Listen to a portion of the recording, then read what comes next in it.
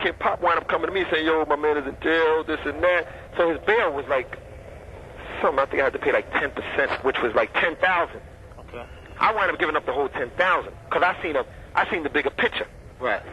I said, if I get this kid out and the reputation that he has, then all that'll come on my side. Right. So I wound up giving up the whole 10, and it was a 10 well worth it. So I wound up getting him out. I didn't really step to him as soon as I got him out. I just let it be known to my little man. We wound up 15-year-old man know him? Because my little man had an uncle that knew him. Okay. So my little man had the reputation of being wild and about his business.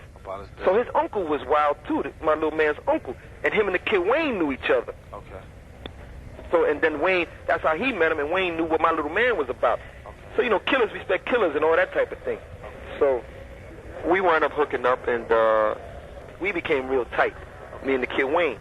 And, you know, I got a lot of negative feedback. A lot of people were like, yo, we ain't really trying to mess with you like that because you got the kid Wayne running with you. Because a lot of dudes was scared of this dude, you know, it was little things going around like, yo, if you go get coke from the kid Poe, after you get the coke, he puts the kid Wayne in them on you. So a lot of dudes were scared, but they was just doing that because they was scared of him, and they was really upset to see him out of jail. Right. So they was like, you know, they was hoping he'd stay in jail. Right. So they really feared this dude, and this kid was a real good dude, man. He was a loyal dude, man, and again, so he really respected that I got him out, and he felt that I owed him. Okay. He felt that he owed me. So one thing led to another, and he became I'm not going to say my lieutenant because he didn't really have anything to do with my business. He had something to do with it, but he didn't handle the drugs and none of that stuff. He handled more of the security aspect of it, like if it was time to put the murder game down, or if someone was getting disrespectful, you know, or if someone was trying to come at me, or then that's when he stepped in.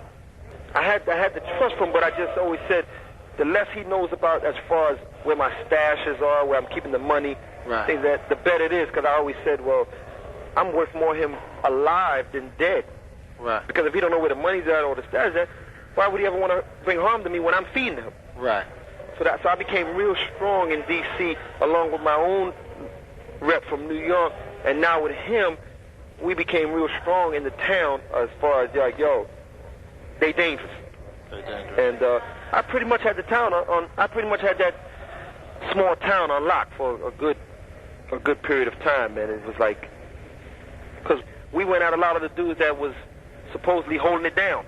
You say you went after them, what do you mean? When I say I went after them, because a lot of people were starting to talk about, well, we got to get rid of the kid Pope because he's getting too much money, and he's not even from here. I did hear you got shot. I got shot because they was trying to kidnap me in D.C. My little man, I had a little dude. This little dude is the dude that killed Rich with me. He was getting money too. He was one of my best customers. He was really holding it. He had a beef with another crew, and we couldn't really get at them because they knew us, and they knew how we was coming and all that. So we had to hire like a ally. And this kid he volunteered to be the ally, but he wound up being a statistic. The day I was supposed to meet him up at this car wash, because I had bought these cars and I had these guns for him. The day I was supposed to meet him up at this car wash, he had other plans. They was going to try to kidnap me. Okay. So we would just leave it at that. They was going to try to kidnap me, and I wound up getting hit that day. You wound up getting hit? Yeah, I wound up getting hit in my ribs. The only thing that saved me, like I said, the only thing that saved me that day, because I was going to get this girl, the only thing that saved me that day was that as I'm talking to this dude, he looks over my shoulder. And when he looked over my shoulder, I followed his eyes. And when I followed his eyes, I seen about 4 dudes coming to try to grab me. Okay. And I start running. Next thing I know, I feel bullets and all that coming past my head and hitting off the wall and all that. And one caught me in the ribs. That's when you figured, hey, put Wayne Perry in effect. Yeah, that's when I figured, because he was already there, but then I just said, okay, now it's really just time to just bring him closer. Okay. And because, like I said, he knew everybody. Everyone that was about that conniving, trifling, killing people for this and that. Like, what was the downfall? The downfall for that whole thing is, like, again, it was a domino effect. The whole thing was, you know, Richard's family, which is Peanut, okay, Nathaniel Watkins, okay, he told on me. Him and his girl told on me, and they told on me because Peanut one time needed like 125 grams for like a good customer that he had, and he couldn't wait. Okay. So Richard called me and said, "Yo, Poe, do me a favor, man. Ned's gonna come see you, and take care of him, and I'll take care of you when you come to New York." Okay. So I did that for Rich. I did that for Rich. I took care. So I called, and we wind up hooking up, and his cousin comes to D.C. to get that. Okay. Several months later, his little organization down there get busted. So they wind up getting like crazy time. And now, after this, Richard is dead. And the only thing I ever did with his cousin was that 125 grams. You follow me? I follow you. They wind up telling the feds that I was their supplier, that I done shipped over 500 keys to Virginia for them. That I was the man, that I was their connect. Because Rich is dead now, so now they got to come up with a better story. So they wind up putting everything on me, and I wind up getting a complaint against me and a federal warrant put on me. So now I'm on the run for the next 2-3 years from that case down there. But you were still able to be in D.C.? Yeah. On the run? On the run. Man, let me tell you something. I was, where my man Wayne was located at in Southwest, so he was in Southwest, I was 2 blocks away from the federal building when they was looking for me. You just stayed in the house? Huh? You just stayed in the house? No, I wasn't in the house. I was on the block outside. On the block outside? 2 blocks away from the federal building. They didn't know where I was at.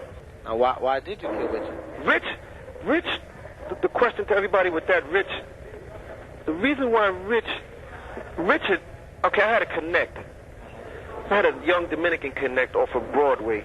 And, you know, he wasn't really in position at the time when I was really dealing with him to really front me crazy. You know, he would front me 1 or 2, but he wasn't really in the position where, you know, we wanted him to front us like, you know, 50, 60, 100 keys. We didn't want to put up no money. We want you to front us, and we'll pay you when we, you know, get the drugs. Or if we got 100 from you, we'll put up some of the money and we'll pay you the rest. You know what I mean? Right. Well, we don't have to go in the stash for our money. So my connect wasn't in position at the time like that, and Richard was dealing with his connect that he met when he did that year in prison. He met a connect when he did that year in the Bronx house. Okay. So this kid was hitting him lovely, but then it stopped. The kid caught a dry spell.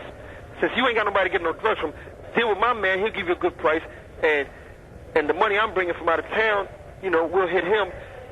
And when he starts fronting us the drugs, you let me know.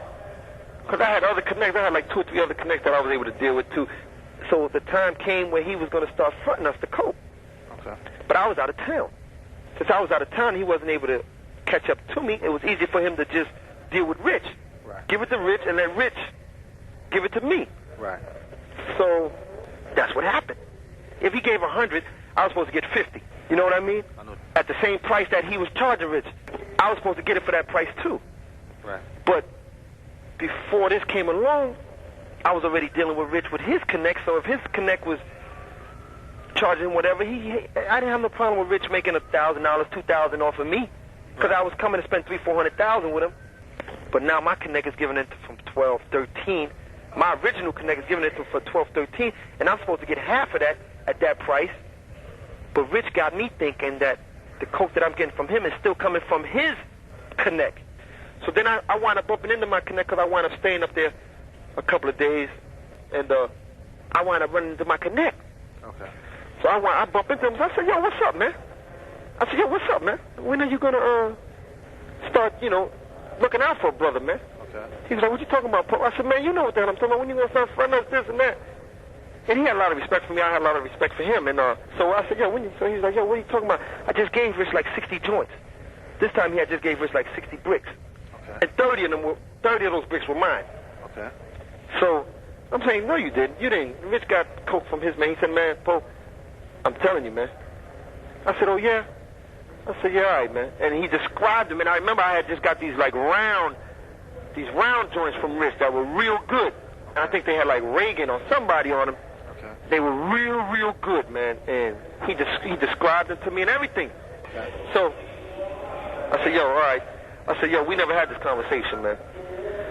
So I didn't really say much about it. I just had in my mind like, damn, Rich getting over on me like that. So I didn't say nothing to him the first time.